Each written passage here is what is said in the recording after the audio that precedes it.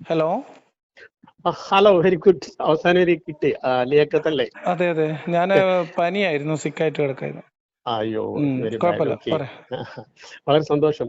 കാരണം രാവിലെ ഒന്ന് വിളിക്കുകയാണ്. ആ ഒന്നുമില്ല, എന്റെ പേര് തോമസ് എന്നാണ്. ഞാൻ ചങ്ങനാശ്ശേരിക്കാരനാണ്. ആ അപ്പൊ ഞാൻ വിശ്വാസിയൊന്നും അല്ല.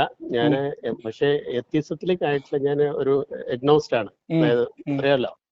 ഉം, ബട്ട് മോർ ടുവേഴ്സ് എത്തീസം, ഇങ്ങനെ ഒരു സ്റ്റേജിൽ നിൽക്കുകയാണ്. ഉം, എനിക്കൊന്ന് ഒന്ന് രണ്ട് കാര്യങ്ങൾ ഒന്ന് ചെറുതായിട്ട് ഡിസ്കസ് ചെയ്തിട്ടുള്ളതുണ്ട്. ഉം, ഉം. ആയിക്കോട്ടെ അല്ലേ?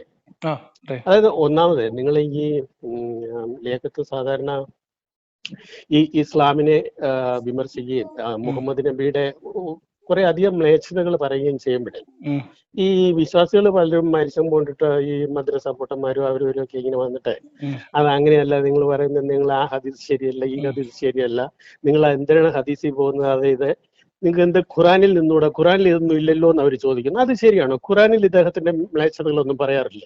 ഖുറാനിൽ അതിനകത്ത് അങ്ങനെ മുഹമ്മദിന്റേതായ കാര്യങ്ങളൊന്നും അതിനകത്തില്ല. ഓ, അത് ശരി. അപ്പൊ അവർ ഉം, പറയുന്നതിൽ ഒരു ചെറിയ കഥയുണ്ട് അല്ലേ? ഉം,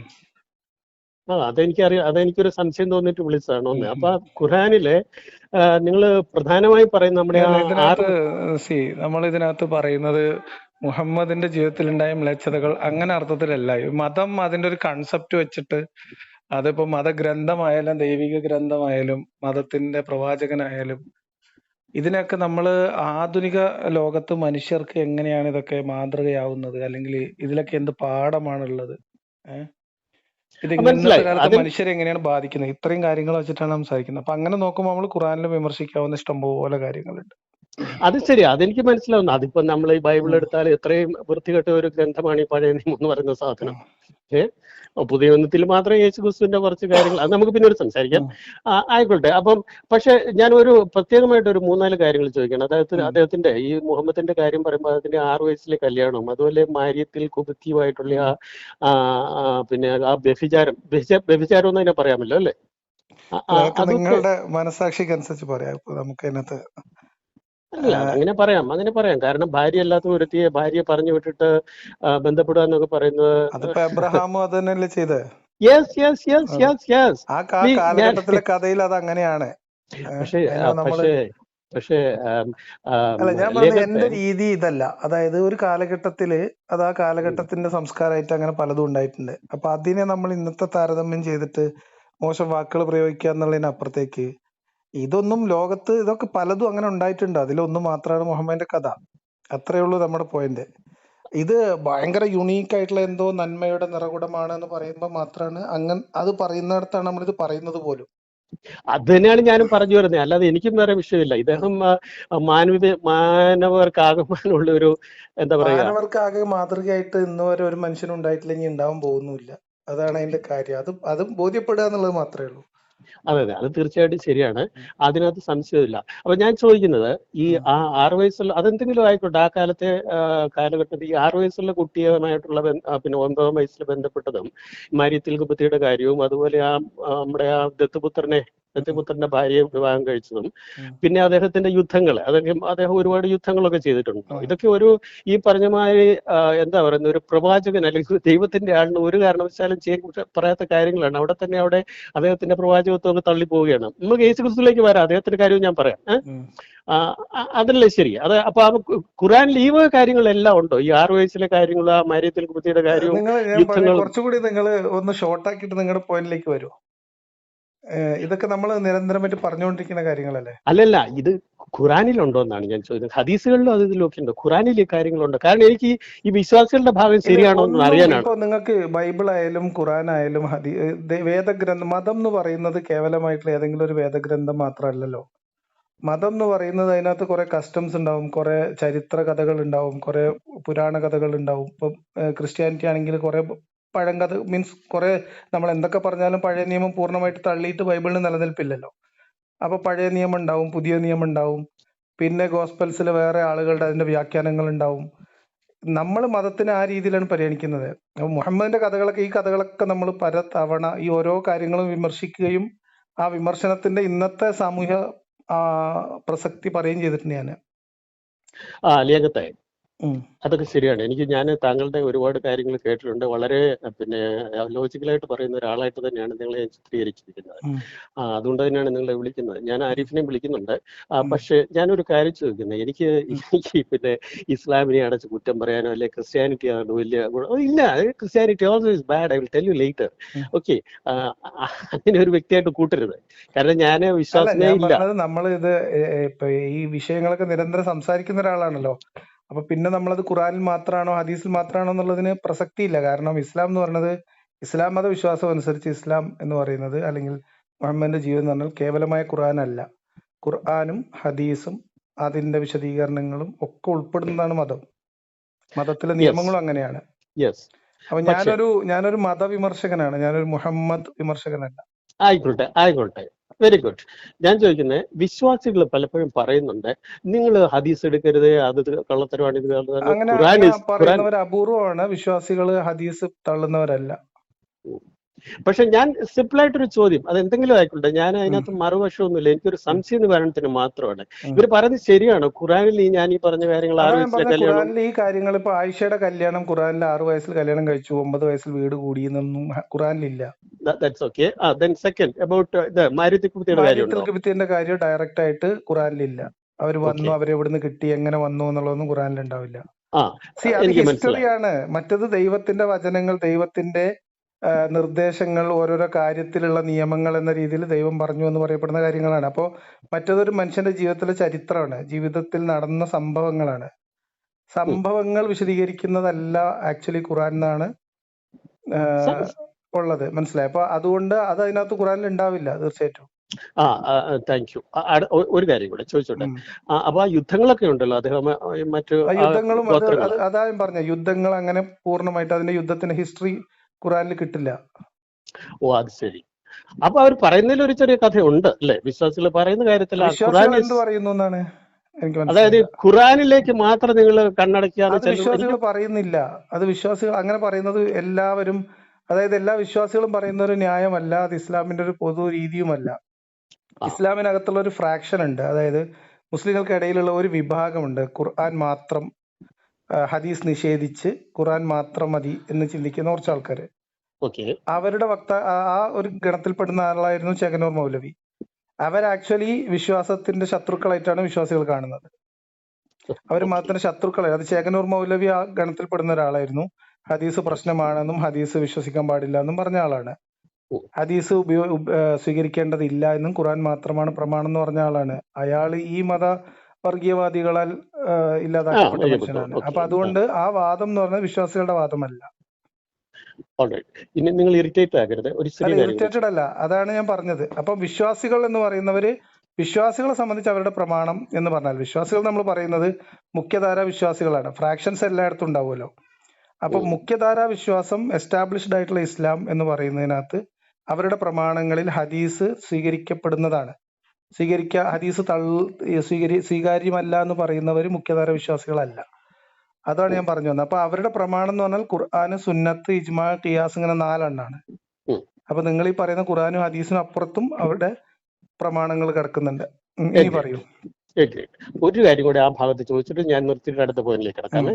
അത് ഇതാണ്, ശരിക്കും ഞാനിപ്പോ ചോദിക്കാൻ പോകുന്ന ഒരുപക്ഷെ പ്രസക്തി ഉണ്ടാവില്ല, കാരണം നിങ്ങൾ ആൻസർ പറഞ്ഞു കഴിഞ്ഞുകൊണ്ട്. എങ്കിലും ഞാൻ ചോദിക്കുന്നത്, ഒരു കാര്യമുണ്ടല്ലോ നിങ്ങൾ പറയാറുണ്ടല്ലോ, അതായത് എല്ലാവരും മുസ്ലിമിലേക്ക് വരുന്നത് വരെ പിന്നെ ബഹുദൈവ വിശ്വാസികളെ നമ്മള് അവരെ എന്താ ചെയ്യേണ്ടത്? ബഹുദൈവ വിശ്വാസികളെക്കെതിരായിട്ട് രൂക്ഷത കാരണം അവർക്കെതിരെ യുദ്ധം ചെയ്യണം. അതുണ്ട് ഖുറാനിലെ? അതുണ്ട്.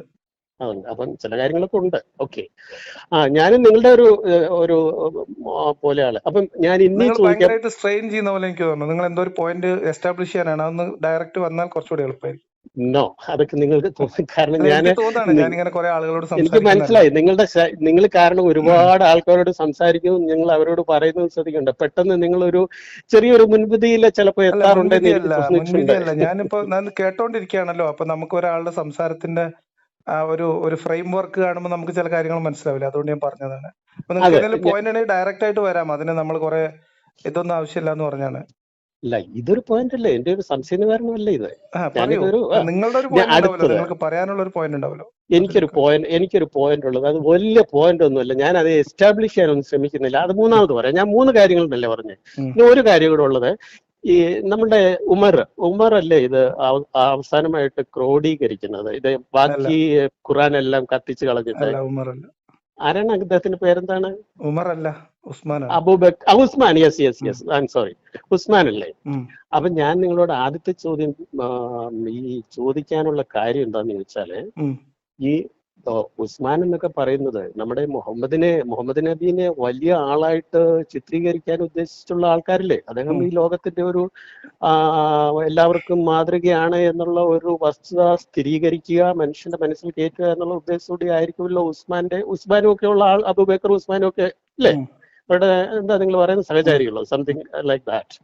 ഓക്കെ, അപ്പം അവരിത് ക്രോഡീകരിക്കും, ബാക്കിയെല്ലാം കത്തിച്ചു കളയുമ്പോൾ അവര് മുഹമ്മദിനോട് സ്നേഹമുള്ളവരാണെങ്കിൽ, അല്ലെങ്കിൽ അദ്ദേഹത്തിനെ എപ്പോഴും ഉയർത്തി കാട്ടാനുള്ള ആഗ്രഹക്കാരായതുകൊണ്ട് അവർക്ക് ഒരു കാര്യം ചെയ്യാമായിരുന്നു. കാരണം അദ്ദേഹത്തിന്റെ മോശമായ കാര്യങ്ങൾ, അതായത് മ്ലേച്ഛതകളല്ല ഈ ഖുറാനിൽ നിന്നും അവർക്ക് അടർത്തി കളഞ്ഞിട്ട്, ഏതായാലും ഒരു മറ്റെല്ലാം കത്തിച്ചു അടർത്തി കളഞ്ഞിട്ട് അതിനെ വളരെ വളരെ നന്നായി അവർക്ക് ചിത്രീകരിക്കാമായിരുന്നല്ലോ. എന്താ അവരത് ചെയ്യാഞ്ഞേ? അത് അവർ ചെയ്തത് 2025-ലല്ലോ. മനസ്സിലായി, എനിക്ക് മനസ്സിലായി, നിങ്ങളെ പോയിന്റ് മനസ്സിലായി. കാരണം അന്ന് ഇതൊക്കെ ശരിയാണ് എന്നുള്ളത് അവർ വിശ്വസിച്ചിരുന്നു എന്നുള്ളത് അല്ലേ. അന്നത്തെ കാലഘട്ടത്തിൽ മുഹമ്മദ് നബി ഇത്ര മോശമായിട്ട് നമ്മൾ ഇന്ന് കാണുന്ന കാര്യങ്ങൾ മോശമല്ല, മോശമാണ് എന്നൊരു ധാരണയോ മോശമായിട്ട് പിന്നീട് ചിത്രീകരിക്കപ്പെടും, ചർച്ച ചെയ്യപ്പെടും എന്നുള്ളൊരു ബോധം ഉണ്ടായിരുന്നെങ്കിൽ മുഹമ്മദ് നബിക്ക് തന്നെ ജീവിതത്തിൽ അത് ഇല്ലാതെ ചെയ്യാമായിരുന്നല്ലോ. മുഹമ്മദിന്റെ ജീവിതത്തിൽ സംഭവിച്ചു എന്ന് പറയുന്നത് അന്നത്തെ കാലത്തെ മനുഷ്യരെ സംബന്ധിച്ച്, പ്രത്യേകിച്ച് ഇത്തരം ഗോത്ര സംസ്കാരങ്ങളിൽ വലിയ വീരശൂര പരാക്രമി എന്ന രീതിയിലുള്ള ഭയങ്കര ഹീറോയിസം ആയിട്ടായിരിക്കും അവർ കണ്ടിട്ടുണ്ടാവുക. പക്ഷേ പിന്നെ ലിയാഖത്തെ, അവിടെ ഒരു പ്രശ്നമുണ്ട്. ഈ എന്ത് ഹീറോയിസം ആണ് എന്ന് പറഞ്ഞു കഴിഞ്ഞാൽ, അന്നത്തെ കാലത്തെ നമ്മൾ കാണുന്നു, അദ്ദേഹം ഒരു പ്രവാചകനാണെന്നും പറഞ്ഞു വന്ന മനുഷ്യനാണ്. അദ്ദേഹം ഒരു റിഫോർമേഷൻ. നോക്കൂ, നമ്മളെ സംബന്ധിച്ച് നമ്മൾ ചിന്തിക്കുമ്പോഴാണ് നമുക്കിത് പ്രശ്നമായിട്ട് തോന്നുന്നത്. ഉസ്മാൻ എന്തുകൊണ്ട് അത് ഒഴിവാക്കിയില്ല എന്ന് വെച്ചാൽ, ഉസ്മാൻ എന്തൊക്കെ ഒഴിവാക്കിയില്ല എന്നുള്ള വേറെ ചർച്ചയാണ്. ഉസ്മാന് എന്തെങ്കിലും ഒഴിവാക്കിയിട്ടുണ്ടോ ഇല്ലേ എന്നുള്ളതൊക്കെ വിശ്വാസികൾ വേറെ തർക്കിക്കേണ്ട വിഷയമാണ്. ഞാൻ പറയുന്നത് വെച്ചാൽ, ആ കാലഘട്ടത്തിൽ ഇപ്പൊ ഞാൻ ഒരു ഉദാഹരണം പറഞ്ഞുതരാം. നമ്മുടെ ഇന്ത്യ രാജ്യത്ത് നരേന്ദ്രമോദിയും അമിത്ഷാ തുടങ്ങിയിട്ടുള്ള കൂട്ടുകെട്ട് ഇവിടെ നടപ്പിലാക്കിക്കൊണ്ടിരിക്കുന്ന പല നിയമങ്ങളും പ്രഥമ ദൃഷ്ട്യാ മുസ്ലിം വിരുദ്ധമാണ് നമുക്ക് മനസ്സിലാവും. മുസ്ലിം വിരുദ്ധം മാത്രമല്ല ലിയാഖത്തെ, അവര് ഈ പറയുന്ന മാതിരി എന്താ പറയാ, ഞാൻ പറയട്ടെ. പക്ഷേ ഇവരുടെ അണികൾ, അല്ലെങ്കിൽ ഇവരുടെ അനുയായികൾ, അല്ലെങ്കിൽ ഇവരുടെ ആ ഒരു പാർട്ടിയുടെ അല്ലെങ്കിൽ ആ ഒരു പ്രത്യയശാസ്ത്രത്തിന്റെ വക്താക്കൾ ഇവരെ ഹീറോ ആയിട്ടാണ് കാണുന്നത്. തീർച്ചയായും. അറ്റ് ദ സെയിം ടൈം അതേ സംഭവം നിങ്ങൾ ഒരു 6-ാം നൂറ്റാണ്ടിലെ മനുഷ്യന്റെ അറിവ് വെച്ചിട്ടൊന്ന് കമ്പയർ ചെയ്ത് നോക്കൂ. അപ്പൊ അതിനകത്ത് ഒരു അത്ഭുതം ഇല്ലാന്ന്. ഇപ്പൊ മുഹമ്മദ് നബി യുദ്ധം ചെയ്തു, നിങ്ങൾ അവരോട് രൂക്ഷത കണ്ടെത്തണം, നമ്മൾ അവരെ കണ്ടെത്തിയെടുത്ത് വെച്ച് കൊന്നു കളയണം എന്നൊക്കെ മുഹമ്മദ് പറഞ്ഞത് എഴുതി വെക്കാൻ അവർക്കൊരു ഒരു പ്രശ്നം ഉണ്ടാവില്ല. കാരണം അത് അന്നത്തെ അവരുടെ വീരകൃത്യമായിട്ടാണ് കാണുന്നത്. അവരുടെ പ്രദേശം ശുദ്ധീകരിക്കുകയാണല്ലോ. മനസ്സിലായി.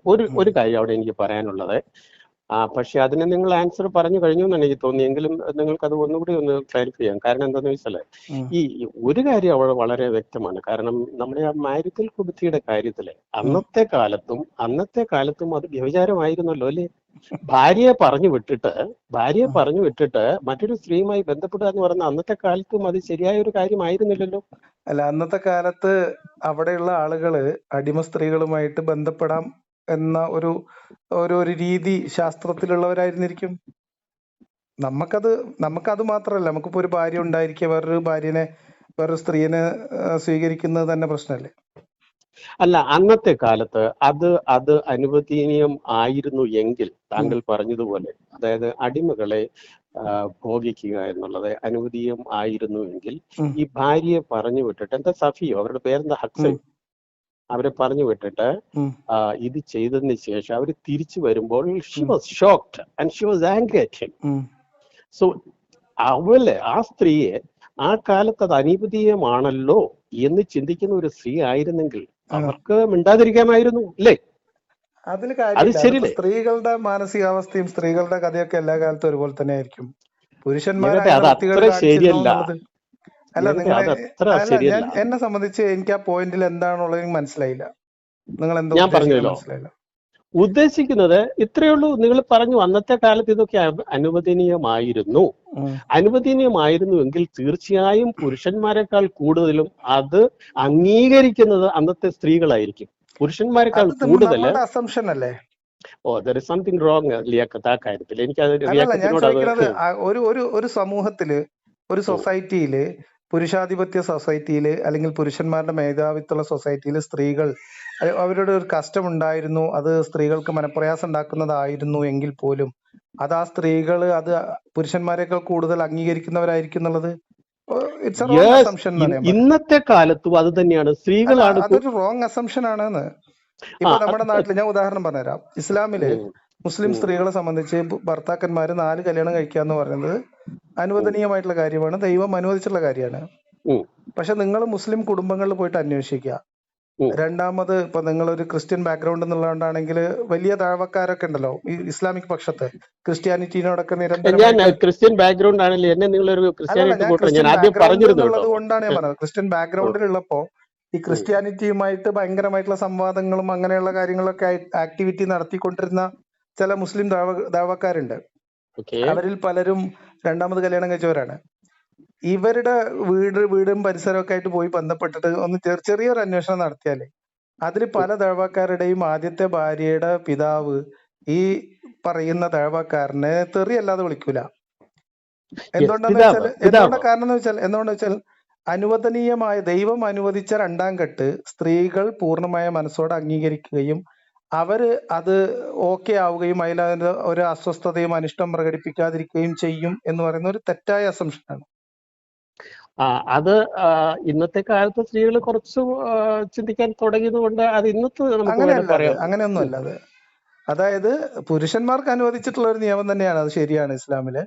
പക്ഷെ സ്ത്രീകളെ സംബന്ധിച്ച് അത് ഓരോ സ്ത്രീകളുടെയും അവസ്ഥക്കനുസരിച്ചും മാനസികാവസ്ഥക്കനുസരിച്ചും വ്യത്യാസം ഉണ്ടാവും. ഇപ്പൊ അന്ന് അവരങ്ങനെ ഇപ്പൊ നോക്കൂ, എന്നെ സംബന്ധിച്ച് മാര്യത്തിൽ കിബിത്തിയയിലുള്ള പ്രശ്നം നിങ്ങൾ കാണുന്നതല്ല. ഏത് ഭാര്യനെ പറഞ്ഞയച്ചു, ഭാര്യയുടെ വിരിപ്പിൽ കൂടി, അത് ഭയങ്കര പ്രശ്നം. അതല്ല എന്നെ സംബന്ധിച്ച് അതിനകത്ത് പ്രശ്നം. എന്നെ സംബന്ധിച്ച് അതിനേക്കാൾ വലിയ പ്രശ്നമായിട്ട് ഞാൻ വിശ്വാസികളുടെ മുമ്പിൽ വെക്കുന്ന ഒരു സാധനം, ദൈവിക മാർഗത്തിലേക്ക് ക്ഷണിച്ചു കൊണ്ടെഴുതിയ കത്തിന് മറുപടി ആയിട്ടാണ് ഇങ്ങനെ ഒരു സമ്മാനം മുഹമ്മദിലേക്ക് വന്നു കിട്ടുന്നത്. അപ്പൊ ഒരു പ്രത്യയശാസ്ത്രത്തിന് പകരമായിട്ട് ആ ഒരു മുൻവിധി തൽക്കാലം ഒന്ന് മാറ്റി വെക്കാമെങ്കിൽ നമുക്ക് കുറച്ചുകൂടെ ഫ്രീ ആയിട്ട്. അത് നിങ്ങൾ എന്നെ കുറിച്ച് ഒരു തെറ്റായ ആരോപണം പറഞ്ഞാണ്. അപ്പൊ എന്നാ ഞാൻ പിൻവലിച്ചേക്കുന്നു. ഓക്കെ, അതിന്റെ കൂടെ ഞാൻ ഒരു കാര്യം പറയാം. അതായത് എന്റെ ആ തോന്നലിന്റെ കാരണം പറയാം. എന്നെ സംബന്ധിച്ച് ഞാൻ മതവിമർശനം നടത്തുന്നത്, ഞാൻ കമ്പാരിറ്റീവ് റിലീജിയനിൽ സ്റ്റഡി നടത്തുന്ന ആളല്ല. എനിക്കത് മനസ്സിലായിട്ടുണ്ട്. ഞാനൊന്ന് പോയിന്റ് കംപ്ലീറ്റ് ചെയ്തോട്ടെ. മുഹമ്മദിനെ മോശമാക്കിയിട്ട് യേശു ക്രിസ്തുവിനെ മഹത്വവൽക്കരിക്കൽ എന്റെ പണിയല്ല. മുഹമ്മദ് ആണോ യേശു ആണോ മഹാൻ എന്ന മാർക്കിടലും എന്റെ പണിയല്ല. അപ്പോ സ്വാഭാവികമായിട്ടും അത്തരം ഉദ്ദേശത്തിൽ വരുന്ന ആളുകളോട് തീർച്ചയായിട്ടും ഞാൻ ഇസ്ലാമിക പക്ഷത്തു നിന്ന് സംസാരിക്കുന്ന പോലെ തന്നെ സംസാരിക്കും. അത് ഒരു തർക്കശാസ്ത്രത്തിന്റെ, എന്റെ തർക്ക രീതിയുടെ, എന്റെ സംസാര രീതിയുടെ ഒരു ശൈലിയാണ്. അത് ഈ മതത്തിന്റെ കാര്യത്തിൽ മാത്രമല്ല, നമ്മൾ ഈ തർക്കിക്കുന്ന സ്വഭാവമുള്ള ആൾക്കാർക്കൊക്കെ അതറിയാം. നമ്മൾ ഡിഫൻസ് എതിരാളി ഇല്ലാത്ത ഗോൾ പോസ്റ്റ് ഉണ്ടാവാൻ പാടില്ലല്ലോ. മനസ്സിലായോ? അതായത് നിങ്ങൾ നിങ്ങളുടെ പോയിന്റ് എസ്റ്റാബ്ലിഷ് ചെയ്യാൻ ശ്രമിക്കുന്ന സമയത്ത് ഇസ്ലാമിനെ ചാരി ക്രിസ്ത്യാനിറ്റിനെ വെളുപ്പിക്കാൻ ആരെങ്കിലും വരുമ്പോ, നിങ്ങൾ എന്നല്ല ആരെങ്കിലും വരുമ്പോ, അവിടെ ഞാൻ ഇസ്ലാം മത വിമർശകനാണ്, മറ്റേയാൾ ഇസ്ലാം മതത്തെ മോശമാക്കിയിട്ട് ക്രിസ്ത്യാനിറ്റി നന്നാക്കാൻ വരുന്ന ആളാണെങ്കിൽ അത് ഒരേ ടീം മാത്രം കളിക്കുന്ന ഒരു ഫുട്ബോൾ ഗ്രൗണ്ട് പോലെ ആയിപ്പോലെ. പക്ഷേ അതിനകത്ത് എന്താ ആൾക്കാർ അങ്ങനെ വരുന്ന കാര്യം എന്തെന്ന് ഒരു കാര്യം ലിയാഖത്ത് മനസ്സിലാക്കിയിട്ടുണ്ട്. എന്തുകൊണ്ടാണ്? ഒന്നുമില്ല. അതിപ്പോ നമ്മൾ ക്രിസ്ത്യാനിറ്റിനെ വിമർശിക്കുന്നവരടുത്ത് മുസ്ലിങ്ങൾ വരും. മുസ്ലിങ്ങൾ പറഞ്ഞു തരാന്നേ. അതായത് സംഘപരിവാർ വിമർശനം ഉള്ളിടത്ത് നിങ്ങൾ പൊയ്ക്കോ, അവിടെ സപ്പോർട്ടുമായിട്ട് ഇസ്ലാമിക് ഈ പറയപ്പെടുന്ന ആളുകളുടെ നീണ്ട നിര നമുക്ക് കാണാൻ പറ്റും. അത് തന്നെയാണ് ഇവിടെ സംഭവം. എന്താ ഒരു മിനിറ്റ് പറഞ്ഞോട്ടെ, ശ്രദ്ധിക്കുന്നില്ലേ? അല്ല, എന്റെ ഒരു പോയിന്റ്, നിങ്ങൾ മുൻവിധി പറഞ്ഞതുകൊണ്ട് ആ ആ ഒരു സാധനം മുൻകൂറായിട്ടാണ് പറയാൻ അത് ഉണ്ടാവും. അങ്ങനെ എനിക്ക് തോന്നിയാൽ അത് ഉണ്ടാവും, ആ സ്വാഭാവികമായിട്ട് ഉണ്ടാവും. പക്ഷെ ഓക്കെ, നിങ്ങൾ പറഞ്ഞോളൂ. നിങ്ങളുടെ വീഡിയോകളിലൊക്കെ തന്നെ ഉം, ഞാനും ശ്രദ്ധിക്കുന്നത് നിങ്ങൾ ഉം, ഇസ്ലാമിനെ ഏകപക്ഷീയമായിട്ടാണ് വിമർശിക്കാറ്, ഉം, അല്ലേ? ഉം. അതുകൊണ്ടാണ് ഈ ജനത്തിനെ ഉണ്ടല്ലോ ഈ ചിലർക്ക് ഏകപക്ഷീയമായിട്ട് ക്രിസ്ത്യാനികളോട്, വിമർശിക്കാൻ എനിക്ക് മനസ്സിലായില്ല. അതായത് ഇസ്ലാമിനെ മാത്രമേ വിമർശിച്ച് കാണുന്നുള്ളൂ ഞാൻ, അതുകൊണ്ടാണ്. ഞാൻ ഇസ്ലാമിനെ വിമർശിക്കുക എന്നുള്ളത് എന്റെ ഒരു സ്പെഷ്യലൈസേഷൻ ആണ്. അതുകൊണ്ടാണ് ഈ ജനങ്ങളുണ്ടല്ലോ ഈ ഉം. ഇസ്ലാമിനോട് വെറുപ്പുള്ളവരെല്ലാം കൂടെ ചില ക്രിസ്ത്യാനി പറഞ്ഞു മനസ്സിലായി, ഇസ്ലാമിനോട് മനസ്സിലായി. മഹാവെറുപ്പുള്ളവരെ ഉം. അവർക്ക് ഇതൊരു തരവാ, ഇവന്റെ കൂടെ കൂടി അങ്ങനെ നമുക്ക് അങ്ങനെ അവരെ അങ്ങ് നശിപ്പിച്ച് വരുന്നവരെയാണ് കളയാം. നമ്മൾ നേരത്തെ പറഞ്ഞ പോലെ നിങ്ങൾക്ക് മുൻവിധി പോലെ തോന്നുന്നത്. ഞാൻ അവരെ അങ്ങനെ ഒഴിച്ചു അല്ലെന്ന് വിടാനുള്ള ഒരു ആദ്യം, മെക്കാനിസം വർക്ക് ചെയ്യുന്നുണ്ട്. ഞാൻ അങ്ങനെ അല്ലെന്ന് ഞാനങ്ങ് മനസ്സിലായി, പറയുവാണ്, നിങ്ങൾ മനസ്സിലായി. അത് വിശ്വസിച്ചാലും കുഴപ്പമില്ല. ഇല്ലെങ്കിലും. It's okay. അതുകൊണ്ട് ആ മുൻവിധി എന്നോട് എടുക്കരുതേ എന്ന് യാചിച്ചത്. അല്ല, അത് ഓക്കെ, മുൻവിധിയല്ല. നമ്മൾ ഒരാളുടെ സംസാരം മുന്നോട്ട് പോകുമ്പോൾ നമ്മൾ റിയലൈസ് ചെയ്യുന്നതിന്റെ റിയാക്ഷൻ ആയിരിക്കും. ആ അത്ര മുൻവിധി ഒന്നുമില്ല ആരോടും. അവിടെ ആയിക്കോട്ടെ. ഇപ്പൊ ഇപ്പം നിങ്ങൾ എന്നെ വിളിച്ചപ്പോൾ നിങ്ങൾ എന്നോട് പേര് പറഞ്ഞു എന്നതല്ലാതെ ഞാൻ ഉം, നിങ്ങളോട് പേര് ചോദിക്കുകയോ ഏത് വിഭാഗമാണ് അങ്ങനെ ചോദിക്കാറില്ല. നിങ്ങൾ എന്റെ ഫോൺ സംഭാഷണം നോക്കിയാൽ അറിയാം. ഉം, നിങ്ങൾ ഒരാൾ എന്നെ വിളിക്കുന്നു, എനിക്കറിയാം ഒരു മനുഷ്യനാണ് വിളിക്കുന്നത്, മലയാളിയാണ് ഓക്കെ, വിളിക്കുന്നത്. That's it. അത്രേ ഉള്ളൂ. എന്നെ സംബന്ധിച്ച് അത്രേ ഉള്ളൂ. ആയിക്കോട്ടെ. ഇനി ഞാൻ പറയാൻ വരുന്നത്, I'm not going to compare Muhammad with Jesus. അത് തെറ്റിദ്ധരിക്കരുത്. നമ്മൾ മുഹമ്മദിനെ പറഞ്ഞു കഴിഞ്ഞു, അദ്ദേഹത്തിന്റെ കാര്യങ്ങളെല്ലാം പറഞ്ഞു കഴിഞ്ഞു. ഞാൻ ഒറ്റ ജനറൽ ആയിട്ടൊരു ചോദ്യം ചോദിക്കുകയാണ്. ഈ ഈ സ്പിരിച്വാലിറ്റിയുമായി ബന്ധപ്പെട്ട് വന്നിട്ടുള്ള ഈ ഓരോ മനുഷ്യരെ നമ്മൾ എടുത്തു കഴിഞ്ഞാൽ, ജീസസ്, മുഹമ്മദ്, നമ്മുടെ ബുദ്ധൻ, വിവേകാനന്ദൻ, നമ്മളുടെ അതുപോലെ നമുക്ക് അറിയപ്പെടുന്ന കുറച്ച് ആൾക്കാരുണ്ടല്ലോ, സാധാരണ ആൾക്കാർ. ജീസസിനെയും മുഹമ്മദിനെയൊക്കെ കമ്പയർ ചെയ്യുന്നത് ഭയങ്കര മോശമാണ്. അവിടെ അല്ല, ഞാൻ കമ്പാരിസന് മുന്നേ ഞാൻ പറയാൻ വരുന്നത് എന്താണെന്നറിയോ, ഇവരിലെല്ലാം നമ്മളൊരു കാര്യം കണ്ടിട്ടുണ്ട്. ഈവൻ നമ്മളുടെ മോസസിനെ എടുത്താൽ പോലും പഴയ നിയമം വളരെ മോശം വൃത്തികെട്ട ഒരു സാധനമാണെന്ന് ഞാൻ എഴുതി വെച്ചു തരാം. അതുപോട്ടെ, നമ്മുടെ മോസസിനെ ആ കാര്യത്തിൽ എടുത്തു കഴിഞ്ഞാല് ഇവരിലൊന്നും നമ്മള് ആ കാലത്തെ തിന്മകളൊന്നും കണ്ടതായിട്ട് എനിക്ക് അറിവില്ല. ആ കാലത്തെ തിന്മകളൊന്നും ഈ പറഞ്ഞ വ്യക്തികളിൽ ഒന്നും കണ്ടിട്ടില്ല, എക്സെപ്റ്റ് മുഹമ്മദ്. ഇത് ശരിയാണോ അല്ലയോ? എനിക്ക് മനസ്സിലായില്ല നിങ്ങളെ പോയിന്റ്. ഇത്ര പ്രയാസമാണോ ലിയാഖത്ത് ഇത്രയും നന്നായി സംസാരിക്കുന്ന പറഞ്ഞോളൂ. അതല്ലേ ഉദാഹരണം പറഞ്ഞേ. ഞാൻ ഈ പറഞ്ഞ ഓരോ മതത്തിന്റെ വക്താക്കളും, ഇപ്പൊ ജീസസ് പിന്നെ ക്രിസ്തുമതം ഉണ്ടാക്കിയിട്ടൊന്നുമില്ല, അത് വേറെ വിഷയം. ജീസസ് ക്രിസ്മതം ഉണ്ടാക്കിയിട്ടൊന്നുമില്ല, അദ്ദേഹം അതിനൊരു കാരണമായെന്നേ ഉള്ളൂ. അതിനുശേഷമുള്ളവരാണല്ലോ ക്രിസ്മതം ഉണ്ടാക്കുന്നത്. അതുപോട്ടെ, ഇപ്പൊ ജീസസിന്റെയും ബുദ്ധന്റെയും കാര്യം പറഞ്ഞു. ഞാൻ ഇത് ഒന്നും കൂടി റിപ്പീറ്റ് ചെയ്യുന്നില്ല. ഈ പറഞ്ഞ പേരുകളെല്ലാം മതത്തിന്റെ സ്പിരിച്വാലിറ്റിയുടെ പേരിൽ വന്നിട്ടുള്ള ആൾക്കാർ എല്ലാവരും തന്നെ റിഫോമേഴ്സ് ആയിരുന്നു. എന്നാൽ അന്നത്തെ കാലത്ത് നിലനിന്നിരുന്ന ആ ഐഡിയോളജിക്ക് കുറച്ചെങ്കിലും ഒക്കെ എതിര് നിന്ന് ഇതല്ല ശരി, നമ്മൾ ഇങ്ങനെയല്ല പോകേണ്ടത്, നമ്മൾ ഇതിൽ നിന്ന് വ്യത്യസ്തമായി മാനവികത കണ്ടെത്തണം എന്ന് പറഞ്ഞ വ്യക്തികളായിരുന്നു എന്ന് തോന്നുന്നു, എക്സെപ്റ്റ് മുഹമ്മദ്. ഇത് ശരിയാണോ അല്ലയോ? എനിക്ക് അങ്ങനെ തോന്നിയിട്ടില്ല. Okay, leave it, then leave it. ഇനി ഞാൻ പറഞ്ഞുതരാം അതെന്തുകൊണ്ടാന്ന് വെച്ചാല്, ഇപ്പൊ ഇസ്ലാമിക് പക്ഷത്ത് നിൽക്കുന്ന ഒരാളെ സംബന്ധിച്ച്, അല്ലെങ്കിൽ ഇസ്ലാമിനെ ഒരു മതമായി അംഗീകരിക്കുന്ന ഒരാളെ സംബന്ധിച്ച്, മുഹമ്മദും നിങ്ങൾ ഈ പറഞ്ഞ റിഫോർമേഷൻ ആണ് അവിടെ നടത്തിയത് എന്ന് നമുക്ക് സ്ഥാപിക്കാൻ പറ്റും മതം വെച്ചിട്ട്. അല്ലല്ല, അദ്ദേഹം എന്ത് റിഫോർമേഷൻ? ഒരു എക്സാമ്പിൾ ലിയാഖത്തിന് പറയാം, ഒരു റിഫോർമേഷൻ പറഞ്ഞുതരാം. അത് സിമ്പിൾ അല്ലേ? അവിടെ പല ഗോത്രങ്ങളായി തിരിഞ്ഞ് പരസ്പരം കലഹിച്ചും ആക്രമിച്ചും അങ്ങനെ ഇങ്ങനെയും നിന്നിരുന്ന ഒരു ജനതയെ, വളരെ സ്കാറ്റേർഡ് ആയിട്ട് നിന്നിരുന്ന ട്രൈബ്സിനെ ഒരു കമ്മ്യൂണിറ്റി ആയിട്ട് ഏകീകരിച്ചു അയാള്. ഇസ്ലാം എന്ന് പറയുന്ന ഉമ്മത്ത് അല്ലെങ്കിൽ ഒരൊറ്റ സമുദായമായിട്ട് വ്യാഖ്യാനിച്ചു. ആ സമൂഹത്തിനകത്ത് നിൽക്കുന്ന മനുഷ്യർക്ക് വളരെ സുരക്ഷിതത്വ ബോധമുള്ള ഒരു ജീവിത അന്തരീക്ഷം ഉണ്ടാക്കി, ഒരു രാഷ്ട്രീയ ചട്ടക്കൂട് ഉണ്ടാക്കി.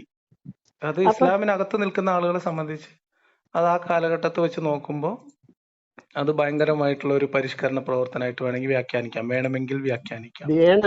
വേണം. പക്ഷെ ഞാനതൊന്ന് റെഫ്യൂട്ട് ചെയ്യാൻ പോകുന്നത് കാരണം എന്താണെന്ന് വെച്ച് കഴിഞ്ഞാല്, അദ്ദേഹത്തിന് തീർച്ചയായും മറ്റ് ഞാൻ ഈ പറഞ്ഞ സ്പിരിച്വാലിറ്റിയുടെ നേതാക്കളെയൊക്കെ അപേക്ഷിച്ച് ഈ മുഹമ്മദിന് ആ സമയത്ത് തീർച്ചയായും ഒരു പൊളിറ്റിക്കൽ ഉദ്ദേശം ഉണ്ടായിരുന്നു. ഒരു രാജാവാകുക, അവിടുത്തെ ഒരു ഭരണാധികാരിയാകുക, അങ്ങനെ ഒരു ഉദ്ദേശമുണ്ട്. പല ഉദ്ദേശങ്ങളും അതൊരു പൊളിറ്റീഷ്യൻ ആയിരുന്നു, അല്ലേ?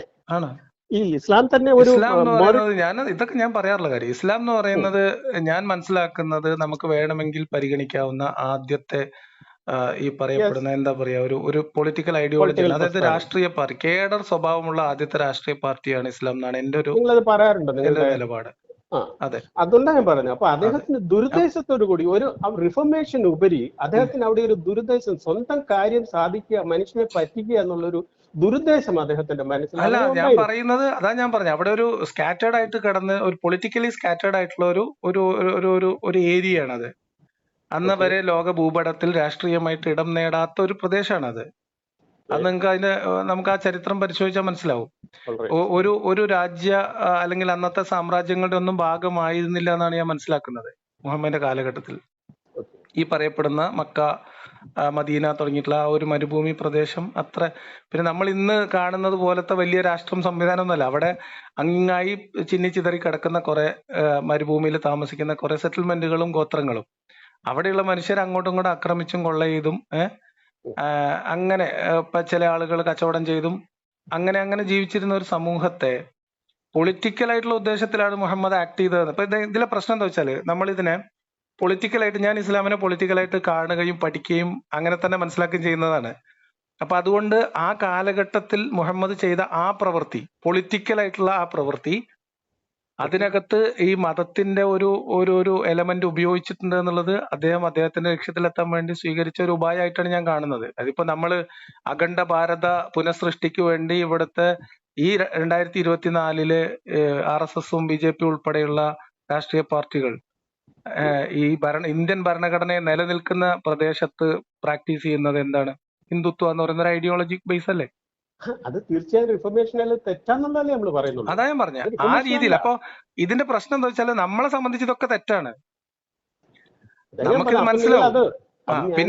പിന്നെ നിങ്ങൾ പറയുന്നത് ഇപ്പൊ ക്രിസ്ത്യാനിറ്റി, ഇപ്പം യേശു അങ്ങനെ ചെയ്തിട്ടില്ല, പൊളിറ്റിക്കൽ ആയിട്ടുള്ള ഉദ്ദേശം ഉണ്ടായിരുന്നില്ല എന്ന് വെച്ചാൽ നമുക്ക് കൺഫർമേഷൻ ഇല്ല, നമുക്കറിയില്ല. യേശുവിന്റെ വളരെ ചെറിയ കാലത്തെ ജീവിതമാണ്. കാരണം ഒരു 33 വയസ്സ് 33 വയസ്സ് വരെയുള്ള ഒരു ജീവിതകാലല്ലേ പറയപ്പെടുന്നത്. അല്ലല്ല, നമുക്ക് ആ ഭാഗത്ത് ക്രിസ്ത്യാനി, അവിടെയാണ് ഞാൻ പറയുന്നത്. ഞാൻ ക്രിസ്ത്യാനിറ്റി വാദിക്കാൻ വരുന്നില്ല. അതുകൊണ്ട് യേശുവിനെ നമ്മൾ തൽക്കാലം അവിടുന്ന് ഞാൻ ഓൾറെഡി അതിനെ റെഫറൻസ് ചെയ്തല്ലോ, അപ്പൊ നിങ്ങൾക്ക് റെഫർ ചെയ്യാം, നോ പ്രോബ്ലം. ഓക്കെ, അവിടെ കിട്ടെ. ഞാൻ ചോദിക്കട്ടെ, അപ്പൊ നിങ്ങൾ പറഞ്ഞു വരുന്നത് അതൊരു റിഫർമേഷൻ ആയിരുന്നു, മുഹമ്മദ് അന്ന് ചെയ്ത ഒരു റിഫർമേഷൻ ആയിരുന്നു എന്ന് നിങ്ങൾ പറഞ്ഞതിനെ നിങ്ങൾ തന്നെ ഇപ്പൊ റിഫ്യൂട്ട് ചെയ്തു, അത് റിഫർമേഷൻ അല്ല. അതാ ഞാൻ പറഞ്ഞത്. നോക്കൂ, ഇപ്പൊ ഇതിന്റെ വക്താക്കൾക്ക്, ഓരോ ആശയത്തിന്റെ പ്രത്യയശാസ്ത്രത്തിന്റെ വക്താക്കൾക്ക് അവരുടെ പ്രത്യയശാസ്ത്രത്തിനകത്തൊരു നന്മയുണ്ടാവും, അവര് കാണുന്ന ഒരു നന്മയുണ്ടാവും. നമ്മൾ ഇതിനെ അങ്ങനെയുള്ളവരെ നമ്മൾ തള്ളിപ്പറയല്ലേ ചെയ്യുന്നത്. അതെ, അതാ ഞാൻ പറഞ്ഞത്, നമ്മൾ ഇതിനെയൊക്കെ തള്ളി പറയും. പക്ഷെ അതിനകത്ത് നിൽക്കുന്നവരെ സംബന്ധിച്ച് അതൊരു നന്മയായിട്ട് എടുത്തു കാണിക്കാം. അതാണ് ഞാൻ വേണമെങ്കിൽ അങ്ങനെ വ്യാഖ്യാനിക്കാം എന്ന് പറഞ്ഞത്. അതുകൊണ്ടാണ് 2024 ഉദാഹരണം ഞാൻ പറയുന്നത്. ഇനി നോക്കൂ, ഈ പറയപ്പെടുന്ന ആത്മീയതയുടെ അംശം, ഇപ്പം പഴയ നിയമത്തിലെ ദൈവത്തിന്റെ തെരഞ്ഞെടുപ്പ് ഒരു രാഷ്ട്രീയ സമൂഹത്തിന്റെ തെരഞ്ഞെടുപ്പായിരുന്നില്ലേ? തീർച്ചയായും അല്ലേ?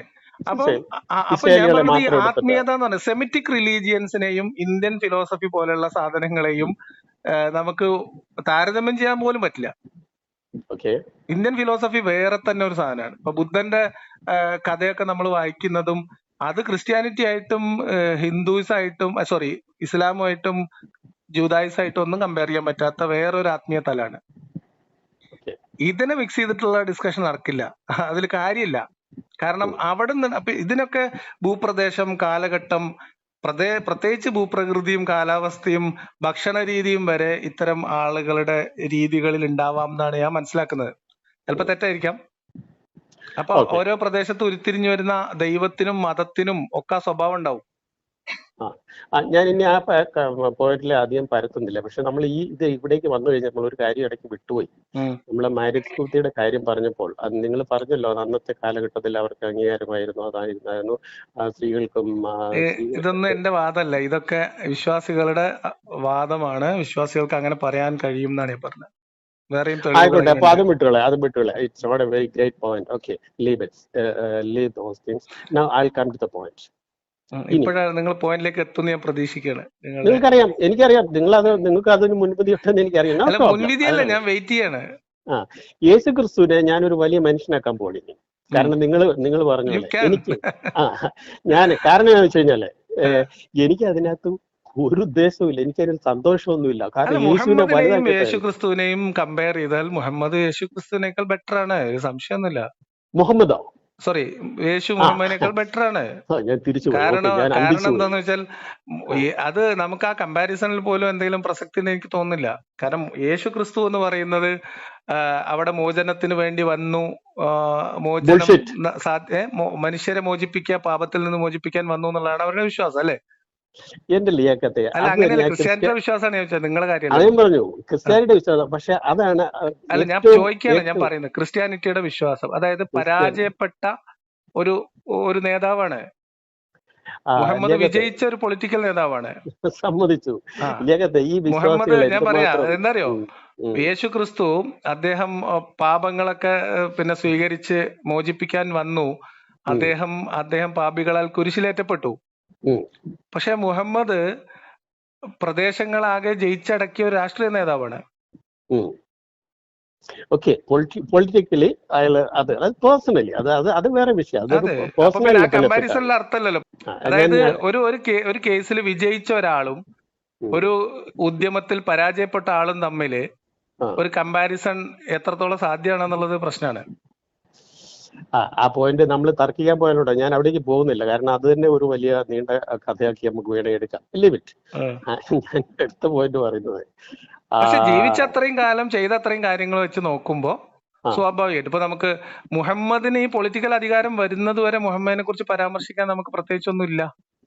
യെസ് ഇപ്പോ നോക്കൂ, 40 വയസ്സിനും 25 വയസ്സില് ഖദീജയെ കല്യാണം കഴിച്ച മുഹമ്മദ് ഖദീജ സമ്മാനമായിട്ട് കൊടുക്കുന്നത് ഒരു അടിമ പയ്യനാണ്.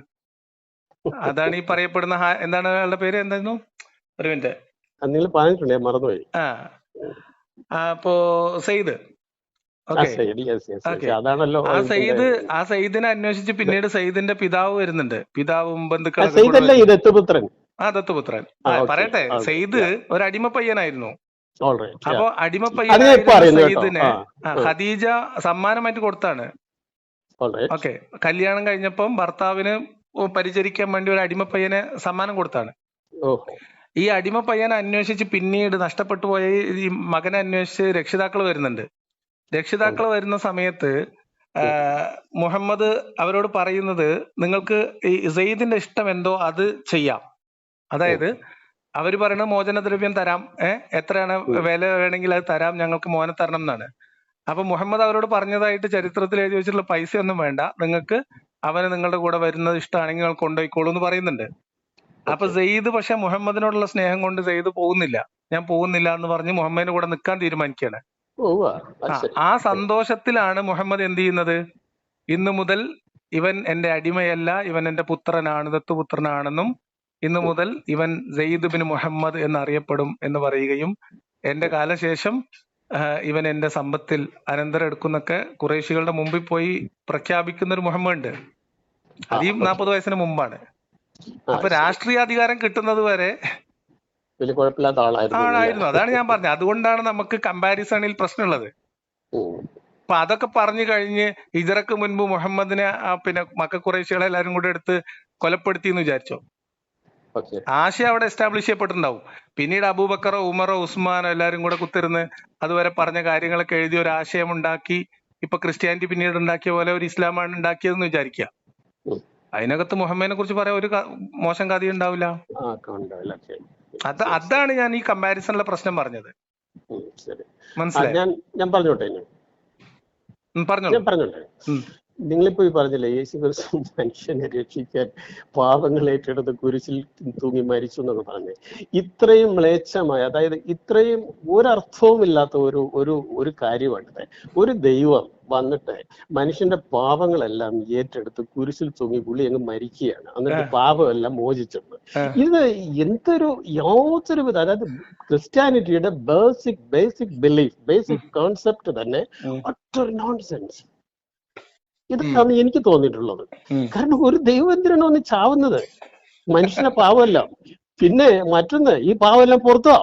എന്റെ പാവം പുറത്തോ? പാവം ഇല്ലാണ്ടായില്ല. ഒന്ന്. രണ്ടാമത് എന്റെ പ്രശ്നം ദൈവത്തിനോടുള്ള പ്രശ്നം, ഈ എല്ലാ മതങ്ങൾക്കും, ഈ സെമിറ്റിക് മതങ്ങൾക്ക് പൊതുവിലുള്ളതാണ് ഈ പാപം, പിശാച്, സാത്താൻ.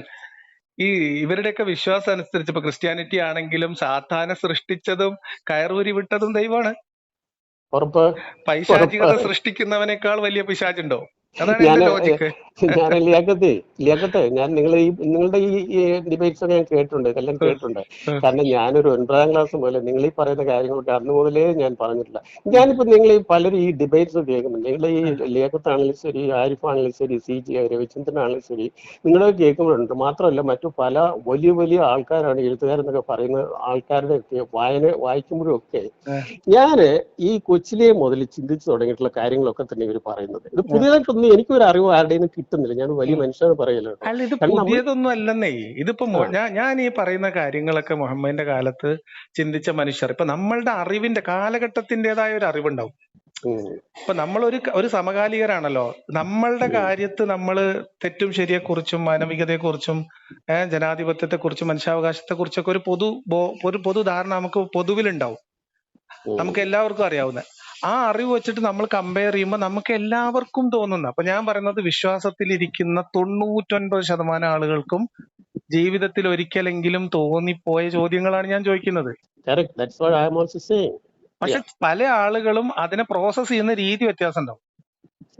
ചിലവര് അതിനെ അയ്യോ അങ്ങനെയൊന്നും ചിന്തിക്കാൻ പാടില്ല, അത് പിശാചിന്റെ പ്രേരണ കൊണ്ട് ഉണ്ടാവുന്നതാണ്, ഈമാൻ പോകും, മുർത്തദ്ദാവും എന്ന് പേടിച്ചിട്ട് അതിനെ പ്രോസസ് ചെയ്യും.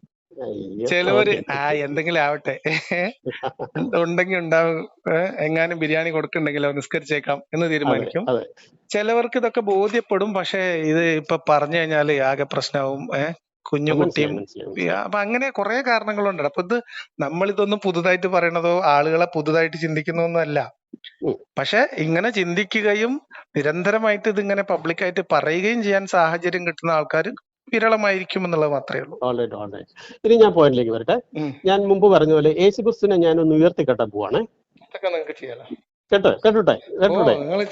ആദ്യം ഒന്ന്, യേശു ജീവിച്ചിരിപ്പുണ്ടോ ഇല്ലയോ ഒന്നും നമുക്ക് അറിഞ്ഞുകൂടെ. ഇപ്പോഴും അതിനെ കുറിച്ച് തർക്കം നടക്കുന്നുണ്ടല്ലോ. ഒരു പക്ഷേ ജീവിച്ചിരുന്നിട്ടേ ഇല്ലാത്തൊരു കഥാപാത്രമാണ് എന്നുള്ള ഒരു സിദ്ധാന്തമുണ്ട്.